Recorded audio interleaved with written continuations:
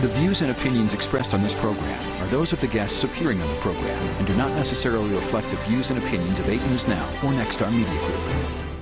Number one priority is public safety. Without public safety, we don't have anything.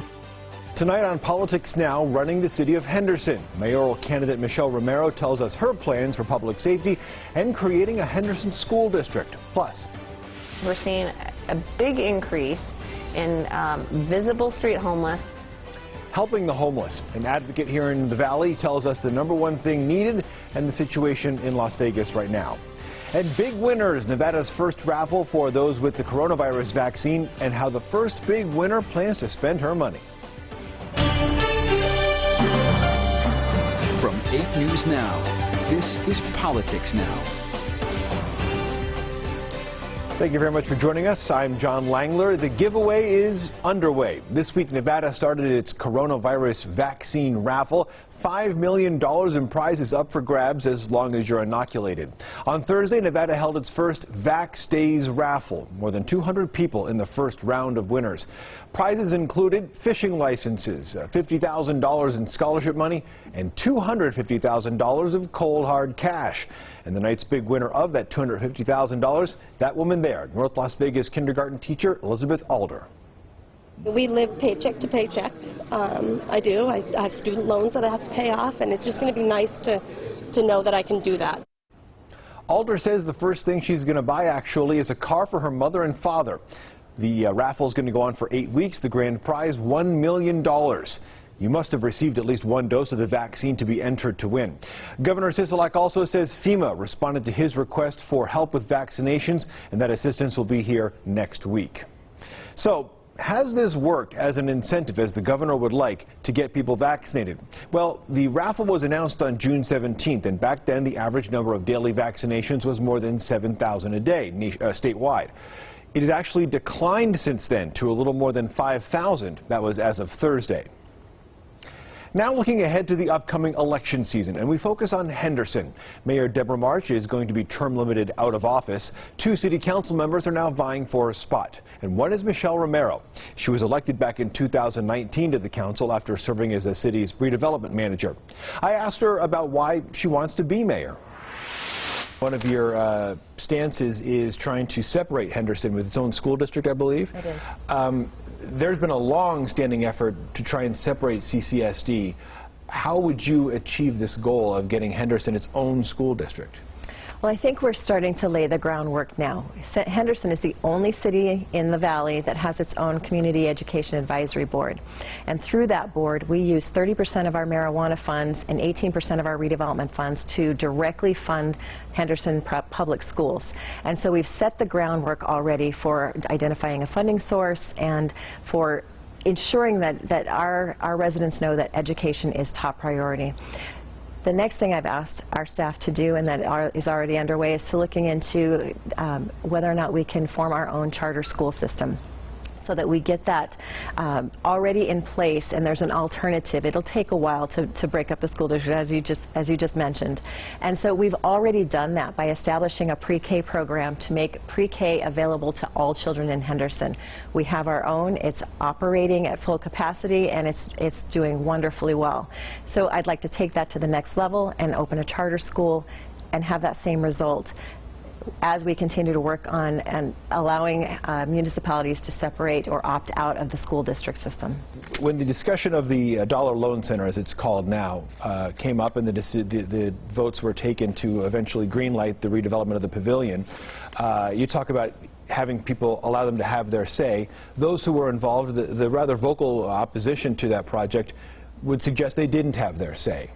How do you address their concerns that, I acknowledge obviously the arena is being built now, but those are lingering concerns that were brought up pretty significantly at that time?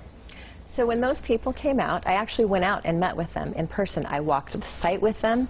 I listened to all of their concerns, and the vast majority of the concerns were potential traffic implications, the visibility, that the building might impede their visibility, open space and the ability to interact in the open space, and parking. So all of those ideas I brought back, and those were all incorporated with the building design. So Parking has been addressed. There have been more than 1,000 parking spots added to the site without disrupting any of the existing parking. The building will sit actually 9 feet lower than the previous building, so that is not an issue. The Dollar Loan Center is one of many developments happening in Henderson. There's the area around the Raiders practice facility. There's Water Street, which obviously, as we were talking before, you are heavily involved in. There are some major developments on the horizon. How do you hope to, or how do you plan to, if you're elected as mayor, continue that growth and draw more development into the city? Henderson is very fortunate in that we have people coming to us now, and so we can afford to be very choosy about who we allow into the city. And we are looking for what's the highest and best use for the limited space that we have available. And we have a very good vetting process. We have an excellent economic development team, a great redevelopment team. You know, everybody from community development to fire to police are looking at every project to make sure that it crosses all the T's and dots all the I's and meets all of the goals that we have set for the city to make sure that we're creating jobs, good paying jobs, that have minimal impacts on the surrounding area. What's your number one priority if you're elected mayor? Number one priority is public safety. Without public safety, we don't have anything. Nobody's going to want to live here. Nobody's going to want to send their child to school or open a business. We've got to make sure that we have public safety officers in place at enough levels to keep our city safe. Now, we have the full interview with Michelle Romero on 8newsnow.com. We delve deeper into the issues of public safety. There was a big change at the police chief position not that long ago. That's an ongoing issue. Transparency. We revisit the funding for the Dollar Loan Center, and we're going to invite other candidates onto our program as well moving forward. Now, one other Henderson council person is also running for mayor. That is Dan Stewart. He announced his plans to run back in April. Stewart's also a Republican, although the position of mayor is nonpartisan on the ballot. Community safety and economic development, his priorities. Before serving on the council, Stewart had a career in the construction industry. Based on the last campaign finance reports back in January, Stewart's raised more money than Romero, $118,000 last year, while Romero has raised $7,500. Also in politics, there may be a few shakeups on the Republican side of the legislature. Assemblyman Andy Matthews says he plans to run for state controller. He's in his first term in the Assembly. Right now, that position is held by Democrat Catherine Byrne. She's in her first term. She hasn't said if she plans to run for re-election. Several other Republican members of the Assembly are eyeing state Senate seats. State Senator Joe Hardy, for example, of Boulder City, is being termed out. So Assembly members Glenn Levitt and Annie Black have both said they plan to run for that seat. Levitt said Hardy asked him to run for the position. State Senate Minority Leader James Settelmeyer is also being termed out. That seat's up in Minden. Assembly members Jim Wheeler and Robin Titus both plan to run for that position. And on top of that, Republican Assemblyman Tom Roberts is also leaving his position. He plans to run for sheriff here in Clark County. Agriculture Secretary Tom Vilsack visited Southern Nevada this week. He was here promoting the American Rescue Plan's food security program over at Henderson's McDonald Elementary School. 1 in 4 students in Clark County are food insecure. Vilsack's pushing to make the 1-year-long food program permanent. It is an issue of food security. It is also an issue of nutrition. And what we saw today here at McDonald School is a commitment to both. Making sure that youngsters are fed, even during a pandemic, millions of meals, but also making sure that they're fed well. The carrots, the apple slices, good snacks, quality snacks for youngsters. Vilsack also pitched President Biden's infrastructure plan, which is currently in front of Congress. Next year on Politics Now, how to help the homeless. Number one thing they needed was community. They were lonely. Coming up, we speak with the founder of a local organization about the situation on the ground right now with people living on the street. Welcome back to Politics Now. The latest homeless count puts the number of people living without housing in Las Vegas at about 6,000 people. After more than a year of a pandemic and city ordinances in Las Vegas to address homelessness, well, we wanted to know what the situation is right now. I spoke with Meredith Spriggs. She's the founder and chief kindness officer of Carrie Dada. It employs the homeless and helps through outreach. What we're seeing is a big increase in visible street homeless, and I always judge it by the time of the month. So I'm seeing them at the beginning of the month, and traditionally that's been when people go indoors, they get their pay, whatever. So we're still seeing that at no break at the beginning of the month, and then an uptick in the substance abuse is what we've just seen in our little pocket. And that isn't to say like all homeless are doing no, of course not. drugs, but it's just more visible than I feel like in your face than it's been traditionally. Before the pandemic, the city passed some controversial ordinances, which I know you were involved in fighting against, with regards to camping on the streets, issues of homelessness, sleeping on sidewalks, and so forth. They passed. The impression I got from talking with folks at City Hall, at least, is that the pandemic overshadowed a lot of that, and their priorities were elsewhere. Absolutely. What is happening on the ground from that level? Are those rules actually still being enforced? Are you speaking with folks that live on the street that are homeless, that are dealing with this on a semi-regular basis? And what are their concerns? We are, and what we're seeing is it's getting harder for us to find people. The handful of people that we have that are literally street homeless that we're case managing, they'll get rousted, or they'll get moved, or they'll get threatened with citations, and so then they move to areas, and so then we can't find them, or they get arrested and we can't find them. So it's really hard to get things done when people are in jail, and unfortunately this is another red tape loophole thing that we have going on with the feds. If someone is in jail over 45 days, they get taken off the community housing list. So you basically, by throwing people in jail, then are disqualifying them for housing if it's for an extended jail stay. Where is the best place, in your opinion, to put that money to do the best good, the most good? Housing and transitional housing. But that's a long-term fix. I mean, is there a short-term solution that can be done that would alleviate some of the pressure? I can't really think of any. No, just because build more homes. Because what we've done, or just work with landlords. Right now, also affordable housing is a thing. Yeah. It used to be when I had clients coming in that had a fixed income of $733 a month, they could find a place even in downtown. Now that's next to impossible, and it's getting more competitive for renters as homes are going away. So it's just hard to even rent now. So how are people to find that? So maybe working with landlords to get a master lease would be great for now, and you could even, I know some of, I want to say it was WellCare. WellCare had a master lease on an old Super 8 in town, so they had COVID rooms for those at risk, and so they could put them in there. So those are hotel rooms that have been repurposed. They have a master lease with the main agency. They case manage. They make sure everything is good, and that's what they did here. In LA, they called it Project Room Key. They did the same thing. Put people in hotel rooms, case manage them, and then that gave them kind of respite until they could find housing so they weren't out on the streets. When you talk to them, I guess as a final question, what do they say they need the most? What is their, aside from just a place to live, which is understandable, but what is the biggest complaint, the biggest concern they have on a day-to-day basis? I think it would blow everybody's mind, but I think the viewers need to hear this. When we did our surveys at the end of the last semester with our practicum student, the #1 thing they needed was community. They were lonely. People on the streets are lonely. People indoors are lonely. What have we done with our society that we are so focused inwardly, we're individualized, we're on our phones, we're segregated, isolated, and now we're dehumanized, now we're otherizing.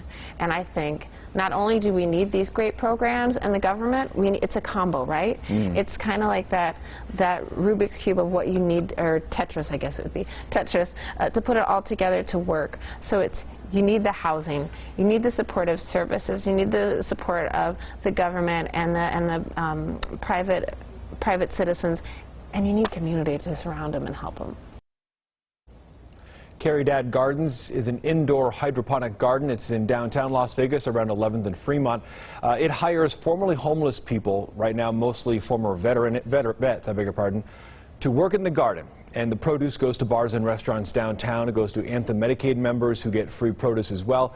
The organization is currently expanding. We have a lot more on Caridad Gardens and how you can help if you're interested. And the full interview we talk about a lot. It's an ongoing issue, as on 8newsnow.com. Next on Politics Now, trying to break up Nevada. The first meeting of a small group that wants to cut Clark County off from the rest of the state. You're watching Politics Now. Nevada and 36 other states are suing Google for antitrust law violations. Now, these litigations center around Google's control of the Google Play Store for Android devices. The lawsuits say they require apps to use their payment process and charge a 30% fee. Competitors that claim those apps are not allowed to use or charge 2 or 3%.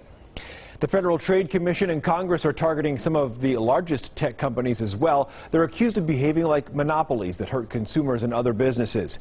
The FTC and some lawmakers say businesses like Amazon, Apple, Google might need to be broken up. Our Washington correspondent Alex Limon reports. In its first public meeting under the new chair, the FTC voted to make it easier for that agency to go after big tech companies for alleged monopolistic behavior. The Federal Trade Commission says the agency is ready to start more vigorous enforcement of its rules. Prohibiting conduct that is unfair, deceptive, anti-competitive, collusive, coercive, predatory, exploitative, and exclusionary, among others. As part of that goal, last week the FTC voted to give itself more power to go after companies in the tech industry and other industries that the agency says are acting like monopolies. The rule changes allow the agency to bring antitrust cases when companies hurt competitors, not just consumers. And the FTC approved greater use of subpoena power in its investigations, enabling more expeditious investigatory process. This is particularly important given that we are in the midst of a massive merger boom.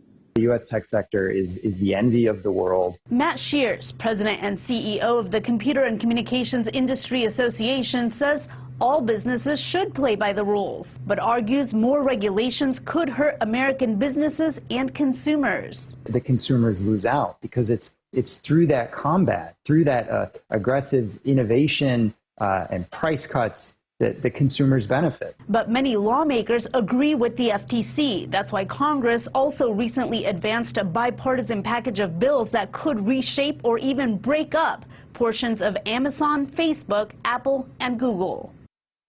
And Congress is working on that legislation because an investigation by a House committee last year found that those 4 tech companies do enjoy monopoly power. Reporting in Washington, Alexandra Limon.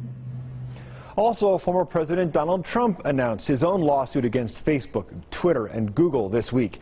Of course, he was banned from those sites earlier this year after the January 6th Capitol Hill attack. The former president is also calling for changes to the way those companies are regulated. As billionaires fight to lead the space race, NASA is focusing on its own race to space. It's planning its first mission to the moon in more than 50 years. Washington correspondent Kelly Meyer sat down with the NASA administrator as they count down to takeoff. A return to the moon, exploring with SpaceX, and identifying flying objects. NASA's newest administrator has plenty to keep him busy, but he tells me his new team is ready to take off. This is the core stage. Bill Nelson is surrounded by inspiration to get America back into space. We've got a lot of exciting things that we're doing.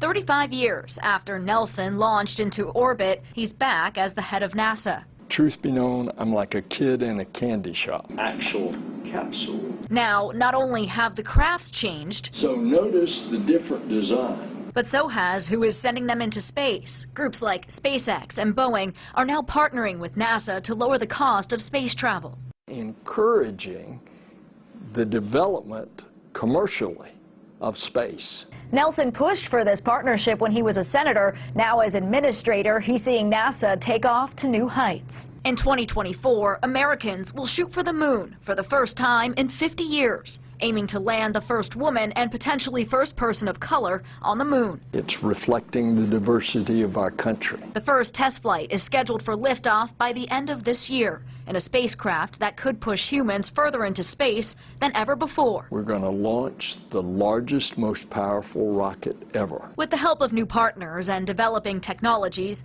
NASA is entering a new generation of exploration. Nelson can't wait for it to take off. We are right at a new dawn of the space age, and it is an exciting space age. And as far as what else is out there, Nelson admitted to me he just doesn't know, but he is working with scientists at NASA to find out what the reports of UFOs may be. Reporting in Washington, I'm Kelly Meyer. Of course, if you want to know more about that government UFO report that Kelly just referred to, you can, of course, head to MysteryWire.com. George Knapp and the team have been on top of it from the very beginning. A group calling itself the New Nevada Movement held its first in-person town hall meeting in Pahrump this week. So the group's goal is to cut Clark County off from the rest of the state. It plans to try and get members who agree with their movement into the legislature for the 2023 session. On Politics Now, coming up next, working to help fix a critical blood shortage. You're watching Politics Now. Well, the Red Cross says every 2 seconds, someone in the U.S. needs blood. The U.S. is now experiencing a severe shortage all across the country.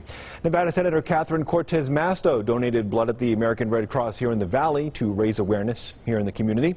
Right now, there's an urgent call for donors, especially those with type O blood.